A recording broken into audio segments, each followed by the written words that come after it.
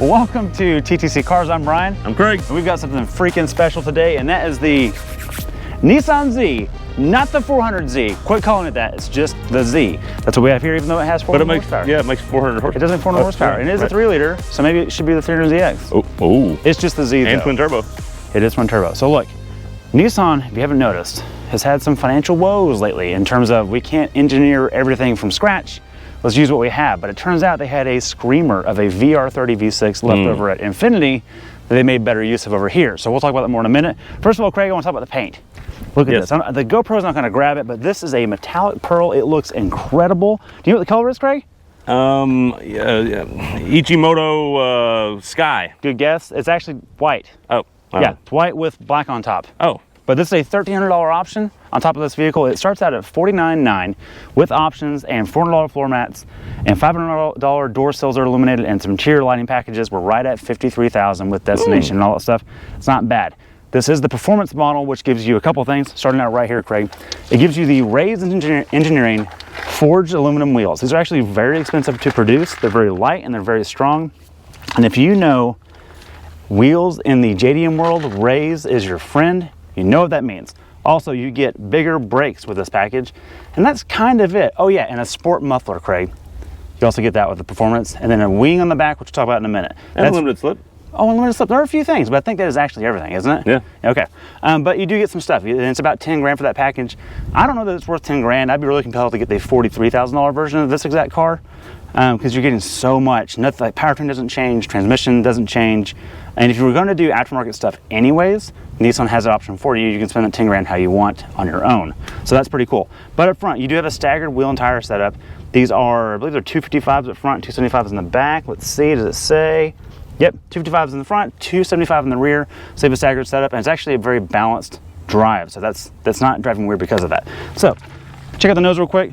One of the complaints we've heard about this car is that the styling's really cool and it's kind of retro, but man, that's a big snout right there. But that's there for a reason.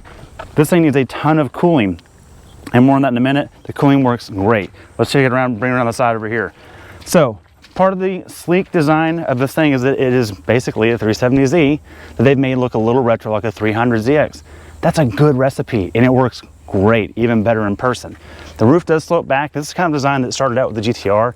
The A-pillar has a good rake to it, and then it tapers back hard. For someone like me who's a little bit taller, it's kind of problematic, but I do fit in this thing. If I were to buy it, I would consider a different seat option because it is that tight. But for most people, it's great. So good to know. The reason why I came over here, Craig, you know, this is fuel door test. I actually haven't looked at this. I haven't put gas in this. You did. Oh, it's a cap. I knew it. That's okay. But you do have a good holder that is actually really common sense and just works, and super is required. So, not required. It says only, actually, is what it says on here. But here's the deal. This thing makes 400 horsepower. Do you know what octane, Craig? Not 91, 93 octane to get that number. So it's actually less than that if you're on the West Coast or in Colorado. We get the full-fledged one here. So we've got plenty of juice. We do get the 400 horsepower. So anyways, let's check out the rear. You do have the retro-themed kind of bar across, and this is where the Z throwback to the 300ZX comes in. And this black bar, and the lights are behind glass. They look really good. I actually really love the tail of this thing. It's a good look. All right, coming up back, you do get this ducktail spoiler, which is standard on the performance model, but optional on the non-performance model. It is $699 to add it to any of them. What you get with this is more than just looks, though, Craig. This is actually active. It's actually not active, but it's actually aero. If you don't have this, the speed limiter is 143 miles per hour. With it, it's 155. So it actually makes a difference. There is a increase in downforce in the rear, and it gives you more stability at speed. We've had this thing at speed, and it feels very stable, so it must be working. Now, more about the performance pack. You get a sport muffler instead of the standard muffler. Let's hear that real quick.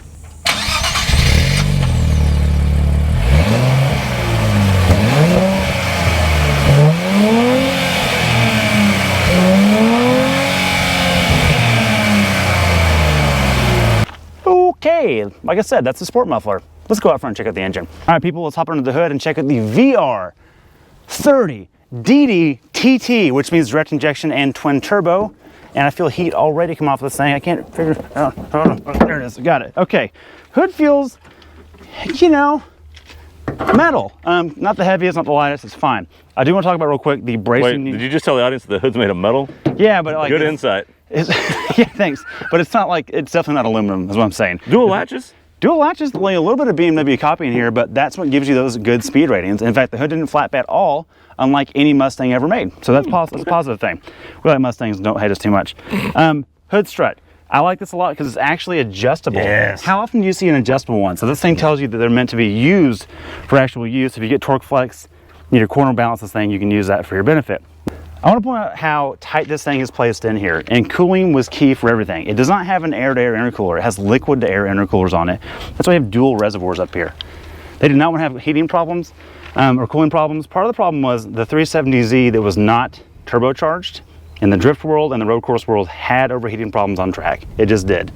This does not. We run this hard. It's been over 100 degrees. Every day we've had this, I have not had one problem with it. I have noticed it pull timing a little bit, but that's just modern turbos. That's not overheating at all. So that's cool. Like I said, 400 horsepower on 93 octane, 350 torque. And I do want to comment about the torque real quick. 350 seems low for a turbocharged V6 in today's day. It makes me think there's a torque rating somewhere in the driveline that has to keep it at that number. So curious what the aftermarket does with it. Curious if they've gone past that. I'm sure that many have. All that covered, let's hop in the interior. All right, time to check out the interior of this sucker, and it's a two-seater, so we don't have any rear seats, so we're going to talk about the hatch. And where's the button? It's right there, dude. It's right underneath the Nissan. A little confusing. It's tricked a few people, but yeah, you do finally get it. But then you hit that button, you think it should lift there. It's already open. You just come up here and you pull it up. There you go. For those of you that are trying to figure that out. It's got struts. It's fine. Look, it's kind of usable space back here. Yeah, you don't have another seat back here, but you got plenty of room for your luggage and for your, your partner on the weekend that you're taking somewhere to a nice chalet. Who knows? Reminds me of a C6 Vet, C5 Vet, except less room. Reminds me of a Camaro Z28. So I like the glass hatch. 80s, okay. It's very 80s-rific and very kind of molestery. And that, I like it. Wait, molestery? What are you? Yeah. That's not this. A little bit. That's the Camaro. Look, that's extruded aluminum. It has strut braces all around. They're so good they can't hide them. I love it. Molestery. What are you doing? All right, ready? Yeah. All right, Brian, let's check out the door over there. It's, I want you to, you know what color blue this is? It's a very Nissan thing. Do you want to guess? It's Aquas Japanese flower. Wrong, it's blue. Oh, what? Blue. Huh, okay. Yeah, I mean, it is blue, yeah. That's what it says on the Maroni, it's a blue. Okay. So, but the cool and nice trick from the old Zs and the, what's the G37s we had? Yep. You get the AC vent through the door, kind of cool like that. Yeah, Actually like puts that. it in a really good spot when you're driving. Over on the driver's side, I got my window switches and door controls, but then also get room for a cup holder because you're gonna need that. This is a small interior, but you get storage in the door and that comes in handy. You do, and there's your illuminated sill right there. Nice Bose speaker, which the Bose system actually isn't bad in this. I'm not gonna lie about that. So let's get in to these nice blue seats, which, believe it or not, are actually pretty comfortable. And Brian, is your phone in here? Good. And your wallet's here, so good. I'm gonna go ahead and grab that. Oh, okay. Okay. I'll leave that back Let me there. see that. I want to show the startup sequence to the people because they need to see it. You can change the view to sport, which is actually the fun one because you get all kinds of information here. So your tach goes in the middle, your speed's up to the right, and then you also get plenty of temperature gauges, engine oil temp, water temp, engine oil pressure, and diff oil. We have gotten those temps up, but like Brian said earlier, even when we were hustling it, we struggle to get that engine oil temp over 190. Forget 200, we can't even get it to 190 hardly. It's really hard to do. We get the other temps up, but not that one. So they've done a good job with the cooling. Moving on back, all the controls in this just work well, and they're where they should be. The cruise control is on the right, the volume control is on the left, which I'm sorry, that's how every car should be, so just do that. Agreed. And then we move over to the center stack with the infotainment, and it's very simple. It works. Look, I'm in the Apple CarPlay now, which works, and everything's great. It's not too big of a screen. It could be bigger and it could be wider. I'm here to tell you this is the right way, though, because we have room over here. It leaves me two big volume and tuning knobs because when I just want to go to the radio, I hit an actual button. It gets me straight to it, put on FM, and then I can just tune and volume to my heart's content and go right back to CarPlay if I want to. That's the way it should be. Moving on down to the HVAC controls. Look, this is a simple, elegant solution. It's auto climate control. You just put the temp you want, leave it on auto, and you're good. If you don't want that, put it where you want it. You get storage for here for your phone, for your key fob, USB-C, USB-A, an S mode button. I don't have to go through any menu, Brian. I hit it or I hold it down to release it. Start button, and then, it's a manual. We got to tell everybody, it's a manual. Yeah, we got a manual. This is a good one, Brian. That manual's actually good and it works. And then Oh, what is this? What is That's an that? actual manual handbrake. Well, it doesn't work, but Well, sure. Yeah. And then moving on back here, the cup holder is actually in a good spot. A lot of cars like this, sports cars, it's hard to put that in a good spot. This is a good spot. Yeah, it's on the way. You need another one? Not a problem. Look at that. We got 2. And then we also got a little bit of storage here for sunglasses or something like that. And Brian, don't worry, your passenger needs to charge something. You got it right here. That's the most random thing. Or if you want to smoke, you put a cigarette lighter in there. So your knee wants to smoke. yeah, right. You never know. But hold on. Where's your control for the seat? Oh, control for the seat is up here. Yeah. So if we need to get behind here, we actually, what do we have to do? Tip it forward. We tip it forward. Yeah, there isn't a lever to release There's it. no quick release. Right, but it is power, and there's actually storage back here, which And is there great. is some storage. There's room for a hat, and then back here, open that. That's your manual. You got your manual. Look at that Right. owner's manual. Very good. You can put something else in there. It's not nothing. Laptop, whatever. It all works, and that's pretty cool. I do hate that you have to hold the button. It's kind of silly, yeah. You know what? It works. Brian, enough of that. Just drive it. All right, Brian, we're in the all-new Z, and it's time to put it in sport mode so we can get a 0 to 60 rip. No, there's not. There's no modes. There's Z mode, though. Well, it's always in Z mode. Okay, that's right. Traction off, launch control. Now, well, there we go. She's alive.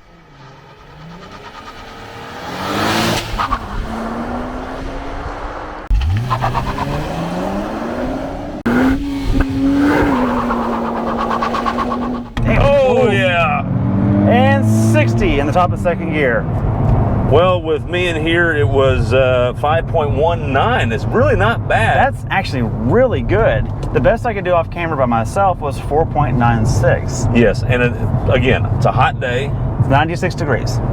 Love Bridgestone. These could be better tires, though. The tires are not great, but I want to talk about that more in just a second. Okay. More in just a second. But I want to get into powertrain first. Okay. This is the VR30. We talked about that earlier. Mm-hmm. People want to think this is related to the VR38, which is the GTR engine.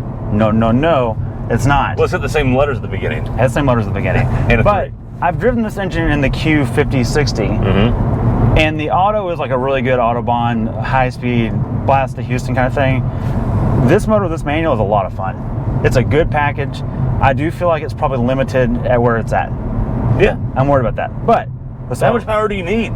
look, that's what's about to go next. 400 horsepower is a bunch. It's plenty for this. And ride and drive is the next thing I want to talk about. Okay.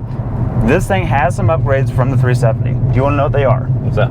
It's gone from twin tube shocks to monotube shocks. Okay, good. And then some of the geometry on the knuckles are a little bit different. Okay. That's it. That's it. So this is just a modern day 370Z. Exactly, and I mean that in the best way possible because there's a lot of good in there.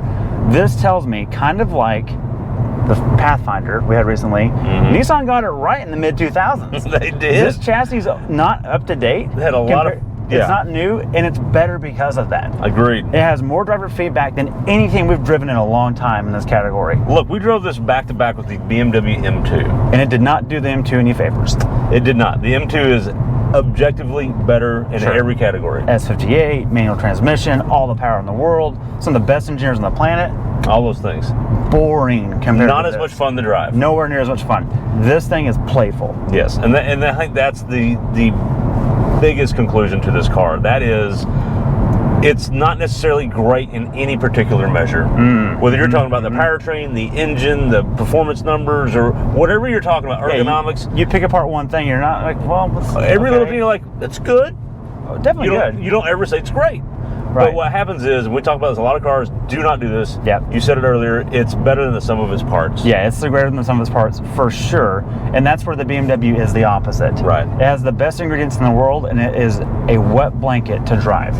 Right. And it doesn't communicate. This communicates and allows us to get to tires. Exactly. The Bridgestones are, and we've read reviews and our counterparts that complain with these tires. They're not the grippiest tire. No. And the 0-60 time represents that. Sure. That's true. But I'm here to tell you, this is more playful It is. than its Michelin-coated competitors. This car wants you to have fun. Yes, it wants to get tail out and have a good time. I really appreciate that. Me too. I don't know if it was by design or by just here's what we got to work with. Right. But the ingredients worked out, and I would rather drive this than something super gripped up that's not fun. That was the M2's problem. And also the Supra Manual's problem a little bit. Absolutely. Better on track? Absolutely. Sure. More fun to go play on a back road and drive to work? Absolutely not. This is better. Absolutely better. So all that covered, I don't have anything else to complain about. If you want to grip your car, put different tires on it, the package is still good. The bones are good. You've got bracing everywhere. You can't hide from it. But I will say this thing is a little lackluster in the shock damper tuning. It's fine, but the first thing someone's going to do if they care about it is put coilovers on it. It won't matter anyways. Yeah, it won't matter. So yeah, and then in conclusion, is what we get. We get a car that's greater than some of its parts, which doesn't happen anymore. No, it just and doesn't. a car that actually wants you to be engaged and involved driving this. and in charge. Thank you. Yeah, thank you. Absolutely. And it's not like some computer telling you what you can and can't do. So like right there. And also when you shift, this shifter is telling you everything that's going on. This car feels alive and it's not simulated. Right, yes. The first time in a long time, my inputs are not being filtered by a computer and an algorithm. It's just doing what I told it to do. Exactly. That's nice. Last but not least, Brian, what they need to do though is they need to put a naturally aspirated VQ in this. Wait. Rev it to the moon so it makes noise and it's got the feedback you want. And they need to take this motor and they need to put it in their trucks, the Frontier and stuff. Wait. You want to EcoBoost the Frontier. Yes, basically. And you want a 370Z. Yes. Ah, well, they make the 370Z already. Yeah, but they don't make the trucks. That's true. That would be fun. That would be a lot of fun. Nismo off-road, let's do it. Man, that'd be awesome. This thing does give you 350, 370 vibes. I mean that in the best way possible. So with all that covered, thanks for watching. See you on the next one. See you in the next one.